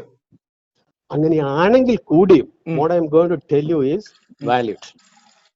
നമുക്ക് ഒരു ഇമാജിനറി ഫിഗർ ആയിക്കൊള്ളട്ടെ. I am not sure whether Jesus was there or not. Assume that he was an imaginary figure. Still അദ്ദേഹം പറഞ്ഞ കാര്യങ്ങൾ മാത്രം നമ്മൾ ഇങ്ങോട്ട് എടുത്തു കഴിഞ്ഞാൽ എന്റെ വിശ്വാസം എന്ന് പറയുന്നത് അദ്ദേഹം ഒരു ഇമാജിനറി ഫിഗർ ആയിരുന്നെങ്കിൽ കൂടിയും he was not a god. He was not Jehovah's son. He was just an ordinary person during those days. Okay, so അദ്ദേഹം മനസ്സിലാക്കിയിട്ടുണ്ടാവും ഇന്ന് നടക്കുന്ന പല അനാചാരങ്ങളും ഇന്നത്തെ വിശ്വാസവും ഇന്നത്തെ ജനത്തിന്റെ പോക്കും ഇവരുടെ ദൈവവിശ്വാസങ്ങളും എല്ലാം പൊളിയാണ് എന്ന് അദ്ദേഹത്തിന് തോന്നിയിട്ടുണ്ടാവും. നമുക്ക് ഒരു വലിയ മാനവികതയാണ് ലോകത്തിന് വേണ്ടത്. അതുകൊണ്ട് ഞാൻ ഒരു മനുഷ്യനാണെങ്കിലും ഞാൻ കുറെ കള്ളത്തരം അങ്ങോട്ട് പറഞ്ഞിട്ട് ഞാനങ്ങ് മരിച്ചു കാണിക്കാൻ പോവാണ്. അതിലെ ആദ്യത്തെ കള്ളത്തരമാണ് ഞാൻ ഇസ്രായേലുകാർക്ക് വേണ്ടി വന്ന ദൈവമാണ് എന്നുള്ളത്. അതൊരു സതുദ്ദേശത്തോടു കൂടി അദ്ദേഹം കള്ളം പറയാണ്. എന്തിനാണെന്നറിയാമോ? അന്ന് നിലനിന്നിരുന്ന ആ മതവിശ്വാസത്തെയും ജനങ്ങളുടെ വിശ്വാസത്തെയും പെട്ടെന്ന് ഒറ്റയടിക്ക് അങ്ങോട്ട് ചെന്നിട്ട് നീ കാണിക്കുന്നതൊക്കെ തെറ്റാടാ, നിന്നെയൊക്കെ ശരിയായിക്കളെ എന്ന് പറയുന്നതിന് പകരം അവരുടെ ഒരു വിശ്വാസത ആദ്യം സാവധാനം പിടിച്ചു പറ്റിയതിനു ശേഷം അവരിലേക്ക് കടന്നു ചെന്നിട്ട് അവരുടെ തിന്മകളൊക്കെ ചൂണ്ടിക്കാണിക്കുക എന്ന ഒരു സതുദ്ദേശം ആ ഇമാജിനറി ഫിഗറിന് ഉണ്ടായിരുന്നുണ്ടെങ്കിൽ അദ്ദേഹം ഒരു സഹനശക്തിയുള്ള മനുഷ്യൻ, ഞാൻ ഇവരെയൊക്കെ ഒന്ന് സമാധാനം കാണിച്ചിട്ട് മരിച്ചാലും കുഴപ്പമില്ല, ഇവരിതൊന്ന് അറിയട്ടെ, ഇങ്ങനെയൊക്കെ ജീവിക്കാമെന്ന്, ഇങ്ങനെ ഒരു ഉദ്ദേശത്തോടുകൂടി ആയിരുന്നു ആ ഫിഗർ വന്നിരുന്നത് എന്ന് ഞാൻ തൽക്കാലം ഉദ്ദേശിക്കുന്നു എന്റെ മനസ്സുകൊണ്ട്. അപ്പൊ ഇനി എനിക്ക് യഹോവയുടെ പുത്രനാണോ അതോ ഇതൊന്നും എന്നോട് ചോദിക്കരുത്. ഹി വാസ് നോട്ട് യഹോവാസ് പുത്രൻ, he was not God. Okay, ഇങ്ങനെ ഒരു ദൈവമല്ലാതിരുന്നിട്ടും ഞാൻ യഹൂദരുടെ ദൈവമാണ് എന്ന് കള്ളം പറഞ്ഞു. അതിന്റെ ഉദ്ദേശം ഞാൻ പറഞ്ഞല്ലോ, ദൈവത്തിന്റെ പ്രവാചകനാണെന്ന് കള്ളം പറഞ്ഞതുപോലെ. അതുപോലെ പക്ഷേ അദ്ദേഹം പറഞ്ഞ കള്ളത്തരത്തിലും ഈ കള്ളത്തരത്തിലും വലിയൊരു വ്യത്യാസമുണ്ട്. ഈ കള്ളത്തരം ഒരു നല്ല സതുദ്ദേശത്തോടുകൂടി ഒരു നല്ല നാളെ സ്വപ്നം കണ്ടുകൊണ്ട്, നല്ല മനുഷ്യരെ സ്വപ്നം കണ്ടുകൊണ്ട് ലോകം സമാധാനത്തിലേക്ക് പോകട്ടെ, ഞാൻ മരിക്കട്ടെ എന്നുള്ള ഒരു ഉദ്ദേശത്തോടുകൂടിയുള്ള മനുഷ്യനായിരുന്നെങ്കിൽ തീർച്ചയായും നമുക്ക് അദ്ദേഹത്തിനെ അംഗീകരിക്കാം. കാരണം അദ്ദേഹം പിന്നീട് ഞാൻ ഇസ്രായേലുകാർക്ക് വേണ്ടി വന്നവനാണ് എന്ന് കള്ളത്തരം പറഞ്ഞു, ഞാൻ യഹോവയുടെ മകനാണ് എന്ന് കള്ളത്തരം പറഞ്ഞ് അവരോട് കൂടെ സാവധാനം കൂടിയതിനു ശേഷം പിന്നെ സാവധാനം പറയാൻ തുടങ്ങി, ഞാൻ ഇസ്രായേലുകാർക്ക് മാത്രം വന്നവനല്ല മക്കളെ, ഞാൻ ലോകത്തിന് വേണ്ടി വന്നവനാണ്. അതിന്റെ ഒരു ഉദാഹരണം ഞാൻ പറയാം. ഒന്ന്, അദ്ദേഹം പറഞ്ഞല്ലോ, ഇനിയിപ്പോ അദ്ദേഹത്തിന്റെ പിന്നെ പ്രീച്ചിങ്സിനെ കുറിച്ച് ഞാൻ പറയുന്നില്ല. അത് ഞാൻ പലപ്പോഴും അദ്ദേഹത്തിന് ദൈവം അല്ല എന്നുകൊണ്ട് മാറ്റി വെച്ച് സാധാരണ മനുഷ്യനാണെന്നുകൊണ്ട് മാറ്റി വെച്ച് കഴിഞ്ഞാൽ അദ്ദേഹത്തിന്റെ പ്രീച്ചിങ്സ് ഒക്കെ ഇന്ന് ഈ 2025 മാനവികതയ്ക്ക് അനുസൃതമായ അതിൽ നിന്ന് ഒരു കടുകുമണി പോലും അദ്ദേഹം പിന്നോട്ട് പോകാതെ അദ്ദേഹത്തിന്റെ തത്വചിന്തകളെ നമുക്ക് ഈ ഇന്നത്തെ മാനവികതയ്ക്ക് അനുസൃതമാണ് എന്ന് പറയുന്നതിൽ എനിക്ക് തെല്ലും മടിയില്ല. നിങ്ങൾക്ക് വിരോധമുണ്ടെങ്കിൽ കുറച്ച് കഴിഞ്ഞ് പറയാം, ഇപ്പൊ പറയരുത്. പറഞ്ഞോളൂ. അപ്പം അദ്ദേഹം പറഞ്ഞ ഓർമ്മയുണ്ട്, ഞാൻ ഇസ്രായേലുകൾക്ക് വന്നതാണ്. അദ്ദേഹം യഹോവ പണ്ടത്തെ മോസസിന്റെ കാര്യം പോലൊക്കെയാണ് പറഞ്ഞു തുടങ്ങിയത്. അതായത് വെറും ഒരു ഗോത്രത്തിന്റെ അല്ലെങ്കിൽ ഒരു പ്രത്യേക വിഭാഗത്തിന്റെ ദൈവമാണ്. അവിടെ തന്നെ അത് പൊളിയാണ്. അങ്ങനെ ഒരു ദൈവത്തിന് വരാൻ പാടില്ല. ഒരു പ്രത്യേക വിഭാഗത്തിന്റെ ദൈവമാണെന്ന് പറഞ്ഞാണല്ലോ നമ്മുടെ പുതിയ നിയമത്തിലെ പിന്നെ യഹോവനെയൊക്കെ ഇസ്രായേലിന്റെ ദൈവമായിട്ടാണല്ലോ അവതരിപ്പിക്കുന്നത്. അങ്ങനെ ഒരു ദൈവത്തിന് വരാൻ പാടില്ല. അവിടെ തന്നെ അത് പൊളിഞ്ഞു, ആ മതം പൊളിഞ്ഞു. അപ്പൊ ഇദ്ദേഹം വന്നത് കള്ളം പറഞ്ഞുകൊണ്ട് വരികയാണ്. എന്നിട്ട് ഇദ്ദേഹം പറയുന്നു, ആരാണ് നല്ല അയൽക്കാരെന്ന് ചോദിക്കുമ്പോഴത്തേനും അദ്ദേഹം എക്സാമ്പിൾ പറഞ്ഞു കൊടുക്കുന്നത് സമരിറ്റൻ മനുഷ്യന്റെയാണ്. അതായത് അന്നത്തെ ഇസ്രായേലിലെ ഇവര് പറയുന്ന എന്താ പറയുന്ന അന്യമതസ്ഥർ, എന്താ അതിനൊരു പേരുണ്ടല്ലോ, അവനെയാണ് എക്സാമ്പിൾ കാണിച്ചു കൊടുക്കുന്നത്. എടാ ഇസ്രായേലുകാരെ, ഞാൻ നിങ്ങൾക്ക് വേണ്ടി വന്നു, പക്ഷെ നോക്കടാ, അന്ന് അവിടെ ആക്രമിക്കപ്പെട്ട് കിടന്ന മനുഷ്യനെ നിന്റെ ഇസ്രായേൽ മതത്തിൽപ്പെട്ട നിന്റെ പുരോഹിതന്മാരോ നിന്റെ നല്ല മനുഷ്യരോ ആരും നിന്നെ തിരിഞ്ഞു നോക്കിയില്ല.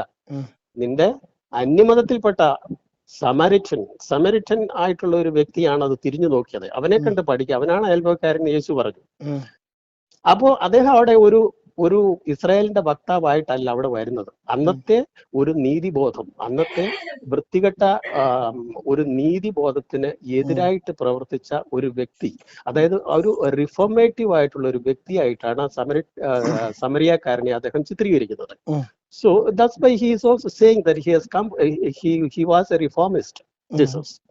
ഇനി അടുത്തത് മറ്റൊരു കാര്യം ഇവിടെ പറയുന്നുണ്ട്.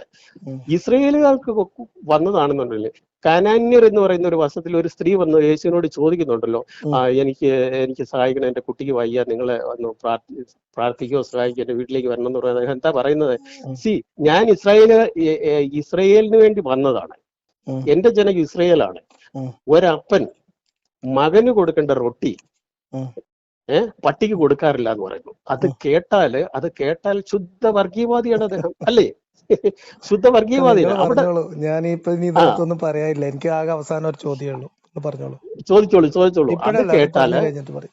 അത് കേട്ടാല് ശുദ്ധ വികൃതിയാണ്, ശുദ്ധ ഇസ്രായേലിന്റെ വർഗീയവാദി. അവിടെ വെച്ചാണ് പലപ്പോഴും ഈ രവിചന്ദ്രനൊക്കെ പറയുമ്പോഴത്തേന് അവിടെ വെച്ച് അവർ അവസാനിപ്പിക്കുന്നുണ്ട് യേശു പിന്നെ വർഗീയവാദിയായിരുന്നു എന്ന് പറഞ്ഞിട്ട്. പക്ഷെ അതിന് ആ കഥ കൾമിനേറ്റ് ചെയ്യുന്ന എങ്ങനെയാന്ന് ലേഖത്തിന് അറിയാമല്ലോ, ഞാൻ പറയണോ? കാരണം ആ കഥ കൾമിനേറ്റ് ചെയ്യുന്നത് ആ സ്ത്രീ പറയുന്നു, യേശുവേ, യജമാനന്റെ മേശപ്പുറത്ത് നിന്ന് താഴെ വീഴുന്ന ഉച്ഛിഷ്ടം പട്ടികളും ഭക്ഷിക്കാറുണ്ടല്ലോ എന്ന്. അപ്പൊ അവിടെ യേശുവിനൊരു ബോധം ഉദിക്കുകയാണ്. യേശുവിന് ബോധം ഉദിച്ചില്ല, യേശു അവരെ കൊണ്ട് അത് പറയിപ്പിച്ചതാണെന്നാണ് ഞാൻ വിശ്വസിക്കുന്നത്. കാരണം അവർ മനഃപൂർവ്വം അത് പറയിച്ചതാണ്. കാരണം അത് പറഞ്ഞു കഴിഞ്ഞപ്പോൾ യേശു അവരോട് എന്താ പറയുന്നത്? സ്ത്രീ, നിന്റെ വിശ്വാസം ഞാൻ കാണുന്നു, സമാധാനമായി പോകും, നിന്റെ കുട്ടി സുഖം പ്രാപിക്കട്ടെ എന്ന്. എന്നിട്ട് പറയുന്നുണ്ട്, നോക്കൂ ഇസ്രായേലുകാരെ, ഈ കാനാന്യർ എന്ന് വിളിക്കപ്പെടുന്ന നിങ്ങൾ പറയുന്ന വിജാതീയ വർഗത്തിലെ ഒരു സ്ത്രീയാണ്. അവരുടെ വിശ്വാസത്തിലേക്ക് നോക്കൂ, എന്ത് മനോഹരമായ വിശ്വാസം.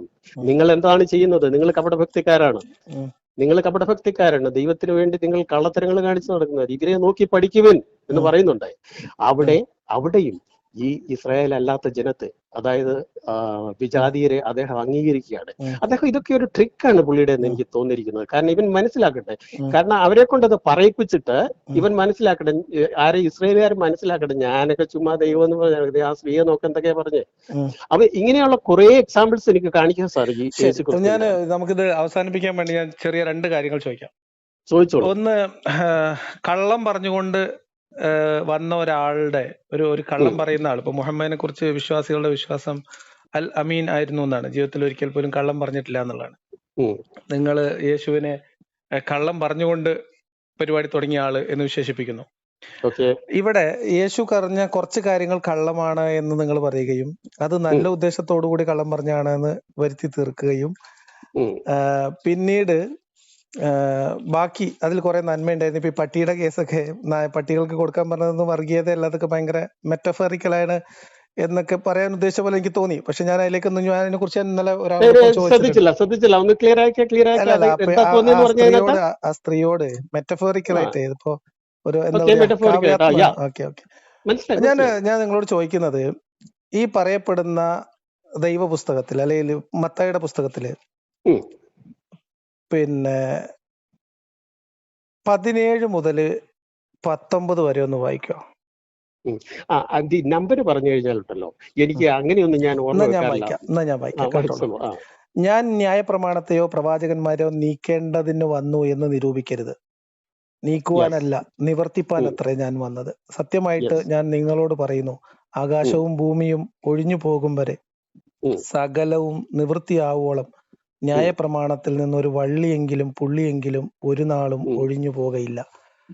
ആകയാൽ ഈ ഏറ്റവും ചെറിയ കൽപ്പനകളിൽ ഒന്ന് അഴിക്കുകയും മനുഷ്യരെ അങ്ങനെ പഠിപ്പിക്കുകയും ചെയ്യുന്നവൻ സ്വർഗരാജ്യത്തിൽ ഏറ്റവും ചെറിയവൻ എന്ന് വിളിക്കപ്പെടും. അവയെ ആചരിക്കുകയും പഠിപ്പിക്കുകയും ചെയ്യുന്നവനോ സ്വർഗരാജ്യത്തിൽ വലിയവൻ എന്ന് വിളിക്കപ്പെടും. നിങ്ങളുടെ നീതിശാസ്ത്രജ്ഞന്മാരുടെയും പരീശന്മാരുടെയും നീതിയെ കവിയുന്നില്ലെങ്കിൽ നിങ്ങൾ സ്വർഗരാജ്യത്തിൽ കടക്കയില്ല എന്ന് ഞാൻ നിങ്ങളോട് പറയുന്നു. എനിക്ക് പറയാമോ? പറഞ്ഞോളൂ. അവിടെ ഒന്ന് രണ്ട് കാര്യങ്ങൾ പറയാം. ഒന്നുകിൽ ഞാൻ ആദ്യമായിട്ട് അത് സമ്മതിക്കാം, യേശുവിന്റെ വചനങ്ങളിൽ പലയിടത്തും ചില കോൺട്രഡിക്ഷൻസ് ഉണ്ട്. ചില ഒരു സാധാരണ മനുഷ്യനെന്ന നിലയ്ക്കുള്ള ഉള്ള ഒരു സാധനത്തിന് നമുക്ക് എങ്ങനെ പ്രമാണമായിട്ട് എടുക്കാൻ പറ്റുമോ? ഞാൻ ഇത് പ്രമാണമായിട്ട് ആരെടുക്കുന്നില്ല, ചുമ്മാ വലിച്ചെറിയുന്ന സാധനമാണ്. ഇത് വലിച്ചെറിയുന്ന സാധനമാണ്. ഇതെങ്ങനെയാണെന്നറിയോ? ഇപ്പൊ ഇസ്ലാം മതത്തെ വിശ്വസിക്കുന്ന ആൾക്കാർക്കിടയില് നിങ്ങളിപ്പോ പറയുന്ന, നമ്മളൊക്കെ വിമർശിക്കുന്ന സകല കഥകളും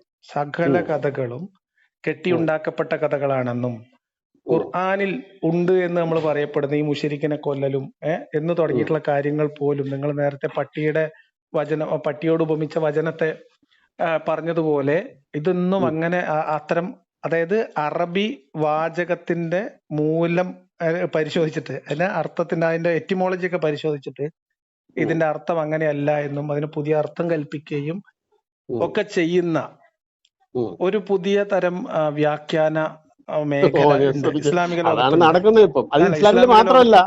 ലോകത്തിലാണ് എനിക്ക് തോന്നിയത്. വേറെ നമുക്ക് പിന്നെ കാര്യങ്ങൾ മനസ്സിലാക്കാനുള്ള അവകാശമുണ്ട്.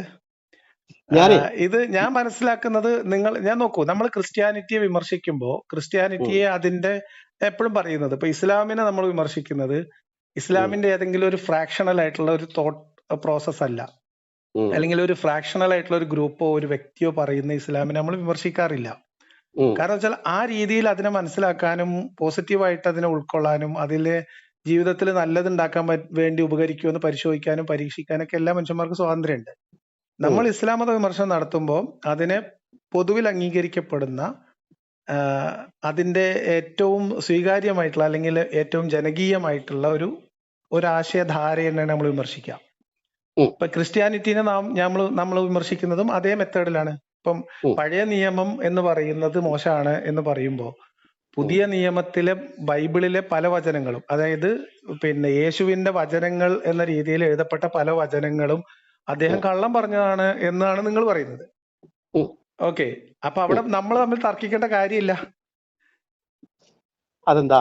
അപ്പൊ നിങ്ങൾക്ക് അങ്ങനെ ഇപ്പൊ മുഹമ്മദിനെ ഏറ്റവും മനോഹരമായ ഒരു ജീവിതം നയിച്ച ഒരാളായിട്ടും ബാക്കി മുഹമ്മദിനെ മോശമാക്കാൻ വേണ്ടി പറയപ്പെട്ട സകല കാര്യങ്ങളും പിന്നീട് മുഹമ്മദിനെ തകർക്കാൻ വേണ്ടി മുഹമ്മദിന്റെ ശത്രുക്കൾ എഴുതി ചേർത്താണെന്ന് വിശ്വസിക്കുന്ന ആൾക്കാരുണ്ട്, ഇസ്ലാമിലുണ്ട്. അവര് നിസ്കരിക്കുന്ന ആൾക്കാര്, ഹജ്ജ് ചെയ്യുന്നവര്, ഈ ഹദീസിനെയും ഖുർആാനിന്റെ വ്യാഖ്യാനങ്ങളെയും ഒക്കെ പാടെ തള്ളുന്നവര്.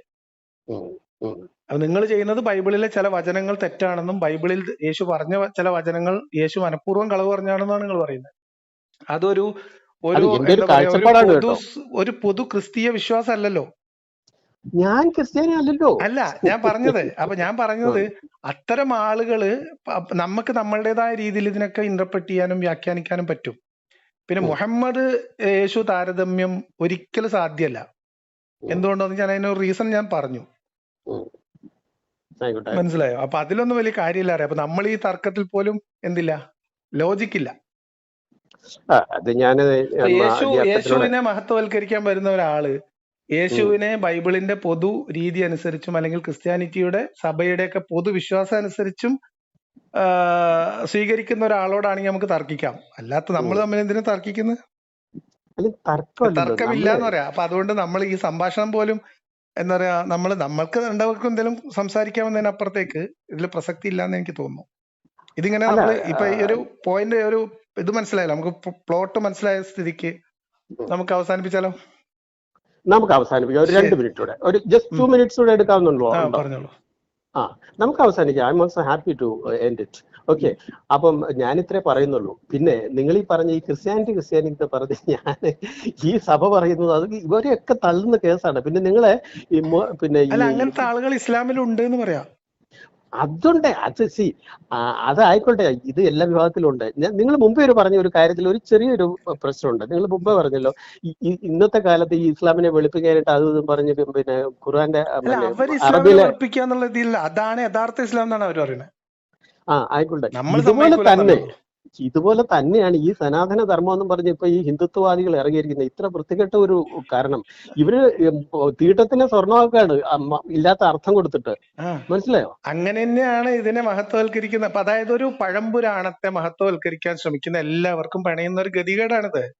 പക്ഷെ ഞാൻ പറഞ്ഞ കാലഘട്ടത്തിൽ എന്താന്ന് വെച്ചാൽ ഇപ്പൊ നോക്കൂ നിങ്ങൾ ഈ യേശുവിനെ മഹത്വവൽക്കരിക്കണമെങ്കിൽ നിങ്ങൾ ആദ്യം ചെയ്യേണ്ടത് യേശു നുണ പറഞ്ഞു സ്ഥാപിക്കണം. കറക്റ്റ്, തീർച്ചയായും നുണ പറഞ്ഞു. ആ നുണ എന്ന് പറയുന്നത് നമ്മുടെ ജീവിതത്തിൽ എത്ര നുണ നമ്മൾ പറയുന്നുണ്ട്. നമ്മൾ എങ്ങനെ വിശ്വസിക്കോ? ഒരു മനുഷ്യന്റെ ഉദ്ദേശ ശുദ്ധി വേണമെങ്കിൽ നിങ്ങൾക്ക് അങ്ങനെ ചോദിക്കാം. ഇപ്പൊ ചോദിച്ചതിന് ഒരു വാലിഡിറ്റി ഉണ്ട്, ഒരു നുണയന്. പക്ഷെ ഈ നുണ എന്ന് പറയുന്നത് ഇതിനൊക്കെ ഒരു എന്താ പറയാ, പറയുന്നല്ലേ ഇത് നുണയാണെന്ന്. നമ്മളുടെ മനസ്സിലുള്ള ഒരു യേശു ക്രിസ്തുവിനെ സ്ഥാപിക്കാൻ വേണ്ടി നമ്മൾ തന്നെ യേശു ക്രിസ്തു നുണ പറഞ്ഞു എന്ന് പറയാണ്. ഞാനൊരു പോസിബിലിറ്റി മാത്രമേ പറയുന്നുള്ളൂ കേട്ടോ. അതാണ് പോസിബിലിറ്റിയാണ് ഞാൻ പറഞ്ഞത്. അത്തരം പോസിബിലിറ്റി പരീക്ഷിക്കാൻ എല്ലാവർക്കും സ്വാതന്ത്ര്യം ഉണ്ട് എന്ന്. അത്തരം പോസിബിലിറ്റി പരീക്ഷിക്കുന്നവർ ഇസ്ലാമിനകത്തുണ്ട്. ഇപ്പൊ ഇസ്ലാം മതത്തെ വിമർശിക്കുന്ന, ഞാൻ പറയുന്നു ഇസ്ലാം മതത്തെ സമ്പൂർണമായിട്ട് വിമർശിക്കുന്ന ഒരാളാണ് ഞാൻ. പക്ഷെ ഇന്നത്തെ കാലത്ത് നമ്മുടെ നാട്ടിലെ ഹിന്ദുത്വ രാഷ്ട്രീയത്തിന്റെ ആൾക്കാര്, അല്ലെ ഇപ്പൊ നെതന്യാഹുവിനെയൊക്കെ ഹീറോ ആക്കി വെക്കുന്ന ആൾക്കാരുണ്ട്. ഇത്തരം ആളുകളെ സംബന്ധിച്ച് അവരുടെ മനോനിലയിൽ നിന്ന് ഒരു മുസ്ലിം ചിന്തിച്ചാൽ മുഹമ്മദ് അവരുടെ ഹീറോ തന്നെയാണ്, ഒരു സംശയമല്ല. കാരണം പരിമിതമായ അറിവും പരിമിതമായ എന്താ പറയാ വിഭവങ്ങളും വെച്ച് സ്കാറ്റേർഡ് ആയി കിടന്ന ഒരു വലിയ പ്രദേശത്തെ മനുഷ്യരെ വാളിന്റെയും ഭീഷണിയുടെയും യുദ്ധത്തിന്റെയും ഒക്കെ മുറകൾ ഉപയോഗിച്ചിട്ടാണെങ്കിലും ഒരു സമുദായമായി ഉയർത്തി, ഒരു സമുദായമായി മാറ്റി, ഒരു സാഹോദര്യം എന്നൊരു സാധനത്തിനകത്തേക്ക് കൊണ്ടുവരാൻ അദ്ദേഹത്തിന് കഴിഞ്ഞിട്ടുണ്ട്. ഇന്നിപ്പം ഒരു അറബ് ലോകം എന്ന് നമ്മൾ പറയുന്ന ഇസ്ലാമിക് ലോകം എന്നൊക്കെ നമ്മൾ പറയുമ്പോൾ അതിന്റെ വിത്തിട്ട ആള് മുഹമ്മദ് അല്ലേ? ലിയാഖത്തെ, നമുക്ക് നിർത്താം. ജസ്റ്റ് ഒരു ഹാഫ് മിനിറ്റ് നമുക്ക് നിർത്താം. നിങ്ങൾ ഈ പറഞ്ഞതിനോട് ഞാൻ ഇതിനെ തർക്കിക്കാൻ വരുന്നില്ല. കാരണം ഇത് തർക്കിക്കാൻ എനിക്ക് ഒത്തിരി ഉണ്ട്. നിങ്ങൾ ഈ പറഞ്ഞു ഇത് അംഗീകരിക്കുന്നില്ല ലാസ്റ്റ് പോയിന്റ്. പക്ഷെ എനിക്ക് ഒരു ലാസ്റ്റ് പോയിന്റ് ഉള്ളത്, നിങ്ങൾ വളരെ സന്തോഷമുണ്ട്. കാരണം നിങ്ങളെപ്പോലുള്ള ആൾക്കാർ ഈ കാലത്തും ഇങ്ങനെ ഈ മതത്തിന്റെ പേര് മതഭ്രാന്തം പറഞ്ഞു നടക്കുന്ന ടെററിസം ഒക്കെ ഇപ്പോഴും അങ്ങ് പോയിട്ടൊന്നുമില്ല. ഇപ്പോഴും നിങ്ങളുടെ കൈവെട്ടാനൊക്കെ തലവെട്ടാനൊക്കെ ആൾക്കാരൊക്കെ റെഡി ആയിട്ടൊക്കെ നിൽക്കും. അങ്ങനെ എല്ലാവരും അങ്ങ് അത് പോയി എന്ന് പറയില്ല. ഈ കാലത്ത് ഞാൻ പറയുന്നത് ഈ തലവെട്ടും. ഇപ്പൊ ഇന്നലെ ഞാൻ UN-ന്റെ ഒരു ഒഫീഷ്യലിന്റെ ഒരു വെളിപ്പെടുത്തൽ വീഡിയോ കണ്ടോണ്ടിരിക്കുകയാണ്, ഒരു ഇന്റർവ്യൂ. ഇപ്പോ ഈ പറയപ്പെടുന്ന യമനിൽ അധികാരം ബഷാർ അൽ അസദിനെ മാറ്റി അവിടെ പുതിയ സർക്കാരിനെ വരാൻ വേണ്ടിയിട്ട് ടെററിസ്റ്റ് ഓർഗനൈസേഷനെ പോലും അമേരിക്ക ഫണ്ട് ചെയ്തിരുന്നു എന്നും അത് അവരുടെ ഒരു പൊളിറ്റിക്കൽ അജണ്ട ആയിരുന്നു എന്നും വെളിപ്പെടുത്തുന്ന ഒരു UN ഉദ്യോഗസ്ഥൻ, ഒരു അമേരിക്കക്കാരൻ. അപ്പൊ ഇതിനൊക്കെ പല മാനങ്ങളുണ്ട് എന്ന് പറയാം. അതേ സമയത്ത് ഈ ടെററിസ്റ്റുകൾക്കും ഉപയോഗിക്കാൻ പറ്റുന്ന ഇഷ്ടം പോലെ വചനങ്ങളും വ്യാഖ്യാനങ്ങളും ഖുറാനിലുണ്ട് താനും. അപ്പൊ ഞാൻ പറഞ്ഞത് ഇതിനൊന്നും ആ രീതിയിലല്ല. ഞാൻ ഇതിനെ എങ്ങനെ എടുക്കുന്ന വെച്ചാൽ ഒരു ആകത്തുകയിൽ മനുഷ്യൻ ഇതുകൊണ്ട് എന്തെങ്കിലും ഉപകാരം ഉണ്ടോ? ആലോചിച്ചും വ്യാഖ്യാനിച്ച് ഉപകാരം ഉണ്ടാക്കാനാണെങ്കിൽ നമുക്ക് ഭരണഘടന വ്യാഖ്യാനിച്ചൂടെ? അയ്യോ, നമുക്ക് ഒരുപാട് പോയിന്റ്സ് ഉണ്ട്, ഒത്തിരി പോയിന്റ്. അതേപോലെ നമുക്ക് മാനവികത വ്യാഖ്യാനിക്കാൻ ബൈബിളിൽ യേശുവിനെ നുണകൻ എന്ന് വിളിക്കുന്നതിന് പകരം UN-ന്റെ മനുഷ്യാവകാശ പ്രഖ്യാപന രേഖ വ്യാഖ്യാനിക്ക പോലും വേണ്ട, നമുക്ക് അംഗീകരിച്ച് അത് എടുത്താൽ പോരെ. അപ്പൊ ബൈബിളും തള്ളാം, ഖുറാനും തള്ളാം, ഗീതയും തള്ളാം, എല്ലാം തള്ളാം. അതൊക്കെ തള്ളിക്കഴിഞ്ഞു. പിന്നെ നമ്മൾ എന്തിനാണ് ഈ പഴയ ഗ്രന്ഥത്തിലെ പഴയ കഥാപാത്രങ്ങളുടെ പുറകെ നടക്കുന്നത്? ഞാനിതിപ്പോ എന്റെ ഫ്രണ്ട്സിനോട് പോലും പറയുന്നുണ്ട്, നമ്മൾ ഈ ശിവനെയും പാർവതിയെയും മുഹമ്മദിനെയും വേണ്ട, ഒന്നും ആവശ്യമില്ല. ഞാൻ എന്റെ പോയിന്റ് അതാണ്. ഞാൻ എപ്പോഴും ഇവിടെ എന്റെ ഡിബേറ്റ്സിലൊക്കെ എന്റെ ഫ്രണ്ട്സിനോടൊക്കെ ഞാൻ പറയണ്ട, എന്തിനാ പുറമോട്ട് പോകുന്നത്? അവന് രാമനോ ശ്രീകൃഷ്ണനോ ഒക്കെ അന്ന് എന്തെങ്കിലുമൊക്കെ ഫേസ്ബുക്കിലും വാട്സപ്പിലും ഒക്കെ പ്രൊഫൈലില് നമ്മുടെ ഒരു ഇതായിട്ട് എഴുതി വെച്ചിരിക്കുന്നത് മനുഷ്യനായി ജീവിക്കാൻ നൂറ്റാണ്ടുകൾ പഴകിയ കിതാബിലേക്ക് തിരിഞ്ഞു നടക്കേണ്ടതില്ല എന്നാണ്. ഇത് തന്നെ ഞാനും എന്റെ ഫ്രണ്ട്സിനോട് പറയാറുണ്ട്. എത്തിയതിന്റെ സന്തോഷത്തിൽ നമുക്ക് നിർത്തിയാലോ? എനിക്ക് നിങ്ങളെ ഒന്ന് അപ്രീഷിയേറ്റ് ചെയ്യണമെന്നുണ്ട്, കാരണം അതും കൂടെ കഴിഞ്ഞിട്ട് നിങ്ങൾ നിർത്തിക്കോളൂ. ഞാൻ എന്റെ ഫ്രണ്ട്സിനോട് പറയുന്നത് ഇതേ പോയിന്റ് ആണ്. Do not go back. All dirty things or good things, live it. We have to live in the present. And മാനവികത എന്ന് പറയുന്ന സാധനം മാത്രമേ ഉള്ളൂ ഇവിടെ. വേറെ യാതൊരു ഫിലോസഫിയും വേറെ യാതൊരു ഈസവും ഒന്നും കൊണ്ടുവരരുത്. മാനവികത അതിനെ എങ്ങനെ ഡിഫൈൻ ചെയ്യാം, എങ്ങനെ സമൂഹത്തിന് സമാധാനത്തോടുകൂടി ജീവിക്കാൻ മാനവികത എന്ത് ടൂളും ഉപയോഗിക്കാം. അതാണ് എന്ത് ടൂളും നീ ഉപയോഗിച്ച് അതിനെ ഡിഫൈൻ. അതാണ് എന്റെ നിലപാട്. അതുകൊണ്ടാണ് ഞാൻ ഇസ്ലാമിനെ മാനവികമായി വ്യാഖ്യാനിക്കുന്നവര്, ക്രിസ്ത്യാനിറ്റിനെ മാനവികമായി വ്യാഖ്യാനിക്കുന്നവര്, ഇന്ത്യൻ ഫിലോസഫികളെ മാനവികതയായിട്ട് കൊണ്ടു നടക്കാൻ ശ്രമിക്കുന്നവര്, ഇവരോടൊന്നും നമുക്ക് കലഹമില്ലാത്ത എന്തുകൊണ്ടാന്ന് വെച്ചാൽ ഇവരുടെയൊക്കെ ഉദ്ദേശം, ഇന്റൻഷൻ, നിങ്ങളുടെ ഇന്റൻഷൻ എല്ലാ മനുഷ്യരെയും ഒരു സമഭാവനയോടുകൂടി കാണാൻ പറ്റുന്ന ഒരു നിലപാടാണ് യഥാർത്ഥത്തിൽ ഉള്ളതെങ്കിൽ അത്തരം ആളുകളോട് നമ്മൾ കലഹിക്കേണ്ട കാര്യമില്ല. ഇത് വിഭാഗീയതയ്ക്കും തർക്കിക്കാനും മനുഷ്യർ തമ്മിൽ ശത്രുതയ്ക്കും വേണ്ടിയിട്ട് ഉപയോഗിക്കുന്നവരെ നമ്മൾ കണിശമായിട്ട് വിമർശിക്കുകയും ചെയ്യണം. അതാണ് എന്റെ അത് വിമർശിക്കുന്ന അവരെ നന്നാക്കാനല്ല, ആ കെണിയിൽ പെട്ടുപോകാതിരിക്കാൻ പുതിയ തലമുറയെ ഞാൻ മുമ്പേ പറഞ്ഞ പോലെ ഈ ടെററിസം ഒന്നും ഇപ്പോഴും പോയിട്ടില്ല. കൈവിട്ടും കാലുവിട്ടും ഇപ്പോഴും നടക്കാം. അത് ഉണ്ടായിട്ടും നിങ്ങൾ സധൈര്യം ഇതൊന്നും വകവെക്കാതെ മുന്നോട്ട് പോകുന്നതിൽ നിങ്ങളുടെ ഈ ആത്മാർത്ഥതയെ ഞാൻ വളരെയധികം ബഹുമാനിക്കുകയും ആദരിക്കുകയും ചെയ്യും. ഞാനൊരു യാത്രക്ക് ഇറങ്ങാൻ വേണ്ടി ഇരിക്കായിരുന്നു. അപ്പൊ ഇത് എപ്പോ വരും? ഈ വീഡിയോ എപ്പോ വരും? ഇത് നമുക്ക് വേണമെങ്കിൽ ഒരു 1 hour വരുത്താം. വന്നോട്ടെ, ഞാനത് ഷെയർ ചെയ്യാം. ഒന്ന് ഇതിലൊന്ന് വാട്സാപ്പിലൊരു നിങ്ങൾക്ക് ഞാൻ വാട്സാപ്പ് അയച്ചിട്ടുണ്ടല്ലോ. ഉണ്ടല്ലേ? ഞാൻ നോക്കിയേക്കാം. അതിൽ എപ്പോഴാണ് വരുന്നിട്ട് ഞാൻ കണ്ടോളാം. ഞാൻ ഇട്ടേക്കാം. ശരി, സമാധാനം. Thank you.